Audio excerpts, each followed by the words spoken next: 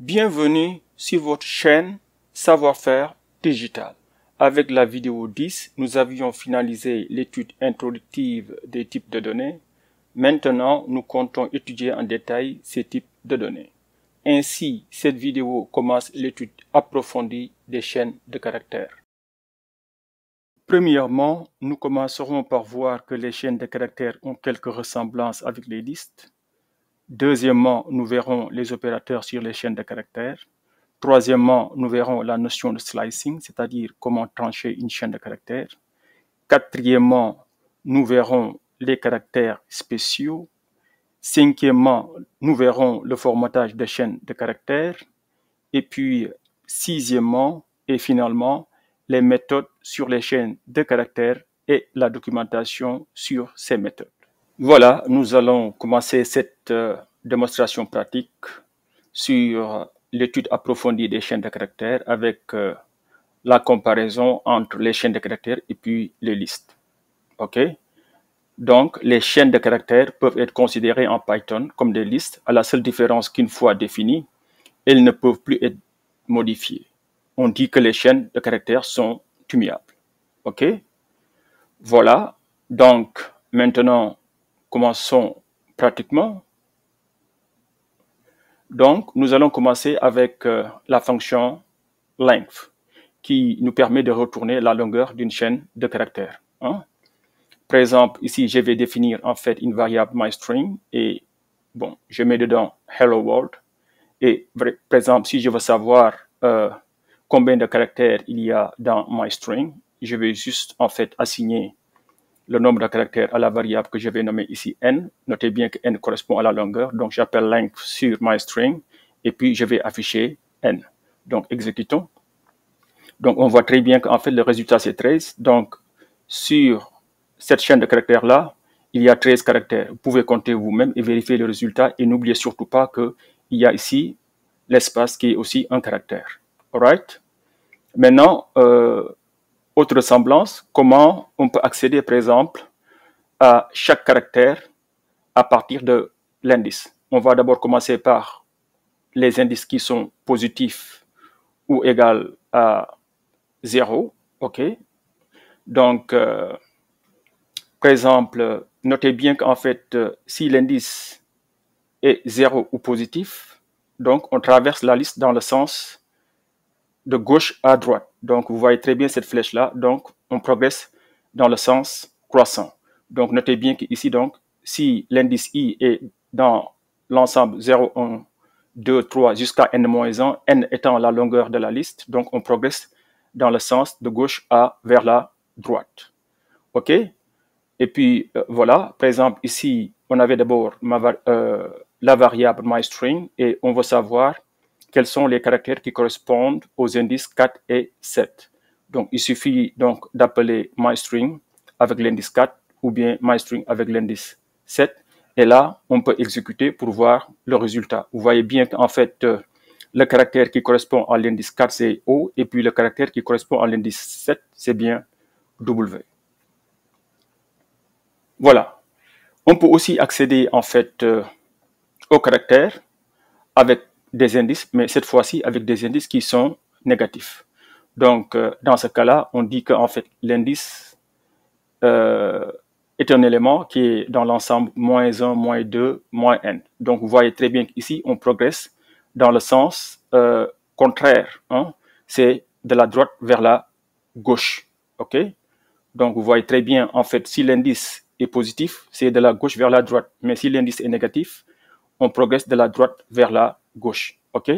Et par exemple, ici, qu'est-ce qu'on veut faire?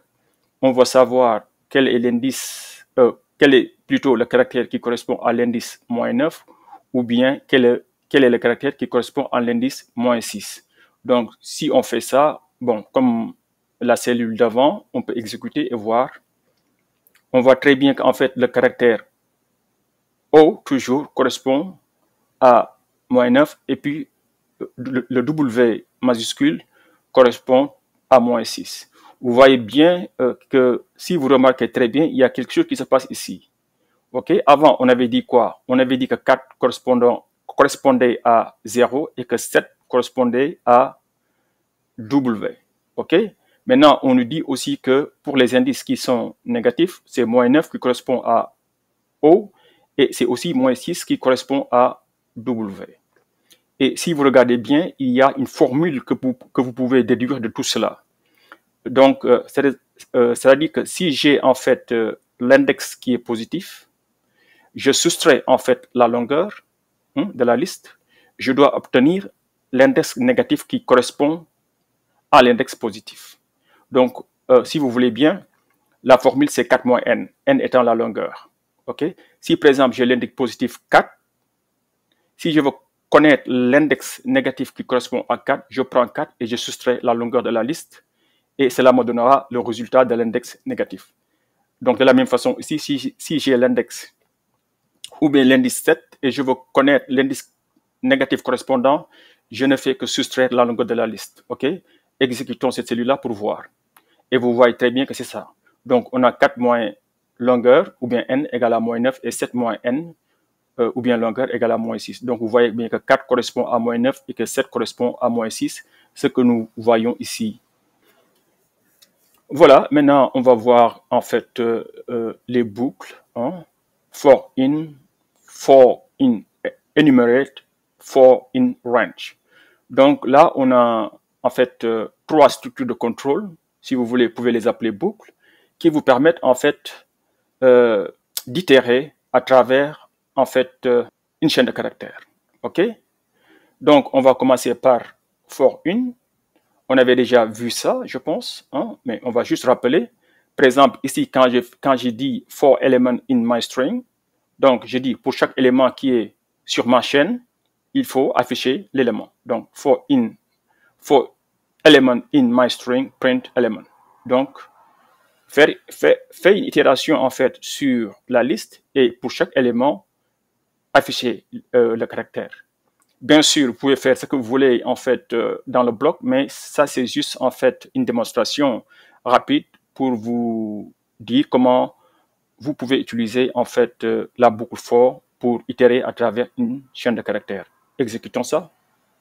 Très bien, vous voyez qu'en fait chaque fois la boucle ne fait que imprimer ou bien afficher la valeur du caractère H, E, etc. jusqu'au dernier caractère. Je pense que c'est très clair. Maintenant, on va voir aussi la boucle for in enumerate, qui est en fait une variante de la boucle for in. Seulement sur la boucle for in, vous avez un seul élément qui est le caractère. Mais sur la boucle for in enumerate, vous avez maintenant deux éléments. Vous avez non seulement l'élément comme avant, mais vous avez aussi en fait l'indice en fait correspondant à cet élément. Et vous voyez ce qu'on fait ici. On affiche en même temps l'élément et l'indice qui lui correspond. Exécutons. Très bien. Là, vous voyez maintenant qu'en fait, on affiche côte à côte le caractère avec l'indice qui lui correspond. Donc, si vous vous rappelez, on avait dit que n, qui est la longueur de la chaîne, était égale à 13. Bon, et vous le voyez bien ici. Vous voyez qu'en fait, on commence de h jusqu'au point d'exclamation et on a commencé par 0 et on a fini par 12. Donc, vous voyez bien qu'en fait, il y a donc 13 éléments. Donc, c'est clair, hein? De 1 à 12, c'est 12 plus le 0, ça fait 13 éléments. Maintenant, il y a une troisième variante qui est for in range. OK? Maintenant, ici, c'est un peu plus compliqué. OK? Parce que d'abord, nous passons par exemple la longueur de la liste. Il faut d'abord savoir c'est quoi la longueur de la liste. Donc ici, vous avez bien vu qu'on a mis 13. Mais bon, quelqu'un aussi pourrait mettre length et puis la variable, tu vois. Et ça serait beaucoup plus efficace d'ailleurs, parce que vous n'avez pas à mettre, en fait, chercher d'abord la variable et puis mettre sa valeur. Non, vous appelez tout directement length of the string et puis l'argument ou bien la valeur sera là-bas. Donc, bref. Donc, ici, qu'est-ce qu'on fait? On fait for I in range 13. Donc, comme j'ai dit, 13 ou bien 13, c'est bien en fait la longueur de la liste. Et qu'est-ce qu'on fait maintenant? On affiche l'index I et puis le caractère qui correspond à l'index. Et ça, on sait déjà comment faire cela. On l'a déjà vu en premier. C'était myString. Et puis, vous mettez les crochets et puis vous mettez en fait l'indice. Hein, si on exécute, donc vous voyez qu'en fait c'est le même résultat. Maintenant, vous voyez que c'est le même résultat que ce qu'on a fait ici, mais bon, si vous regardez les codes, pour moi, en fait, l'option 2 hein, est beaucoup plus simple, je pense. Hein. Et voilà, c'est ça l'essentiel entre les ressemblances entre les chaînes de caractères et les listes. Donc, on va rappeler directement ce qu'on a fait ici. Qu'est-ce qu'on a fait? D'abord, on a dit qu'en fait, comme les listes, les chaînes de caractères ont une longueur. Voilà aussi, comme les listes, on a vu qu'en fait, on peut accéder en fait aux éléments d'une chaîne de caractères avec un indice qui est positif ou bien avec un indice qui est négatif. Et finalement, nous avons vu aussi comment on peut itérer sur une chaîne de caractères en utilisant en fait les trois variantes. La première variante c'était for in, la deuxième variante c'était for in enumerated et puis la troisième variante c'était for in range. Et voilà pour en fait cette première partie-là. Merci. Cette première vidéo sur les chaînes de caractères et les listes en Python introduit la série de vidéos destinées au tour d'horizon sur les chaînes de caractères. Prochainement, nous comptons voir les opérateurs sur les chaînes de caractères, la notion de slicing, les caractères spéciaux, le formatage et les méthodes sur les chaînes de caractères de façon détaillée. Soutenez la chaîne, abonnez-vous et likez les vidéos. Merci et à la prochaine.